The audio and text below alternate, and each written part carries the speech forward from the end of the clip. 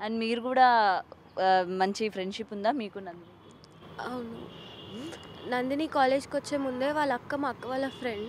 So, అలా కాలేజ్‌కొచ్చే ముందే నాకు కాల్ చేసి నోట్స్ అడిగింది. నేను నోట్స్ అన్ని షేర్ చేశాను తనొచ్చే ముందే. తను ఇలా ఏదో పని మీద రాలేదు. ఏదో రీజన్ తెలీదు. కానీ తను లేట్‌గా వచ్చింది కాలేజ్‌కి. హ్మ్. కాలేజ్‌కొచ్చిన తర్వాత నాతోనే కూర్చుంది ఫస్ట్ డే రోజు. నేనే క్లాస్‌కి తీసుకొచ్చిన ఆమెకి. మాతోనే కూర్చుంది. ఆ రోజే వీళ్ళంతా నాకు ముందు నుంచే ఫ్రెండ్స్.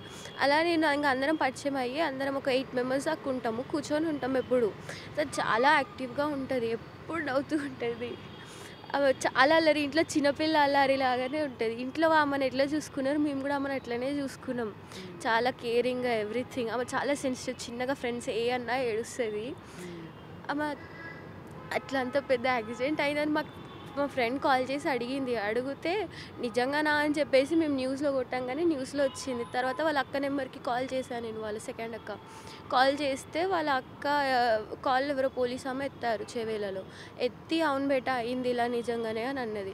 అన్నాక వాళ్ళు ఎక్కడున్నారు మ్యామ్ అని అడిగితే హాస్పిటల్‌లో ఉన్నారు. వచ్చి చూడండి ట్రీట్మెంట్ అయితుంది అని ఆ పోలీస్ మ్యామ్ చెప్పారు. ఆహా! చెప్పిన తర్వాత ఇంకా మేము అప్పుడు వెళ్లి ఎగ్జామ్ రాసి 10 మినిట్స్‌లో బయటికొచ్చాం. బయటికొచ్చాక మళ్ళీ నాకు కాల్ మాట్లాడేది లేకపోతే మా అక్క మాట్లాడింది ఆ పోలీస్ అమ్మతోని. హ్మ్. మాట్లాడినాక ఇంకా లేరురా యాక్సిడెంట్ అయింది అక్కడనే అని చెప్పారు. మేము ఇంకా వెళ్ళిపోయినాం అప్పుడే.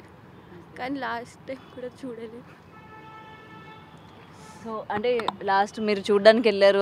చివరి చూపు గూడా చూసుకోలేకపోయారా? చూడలే.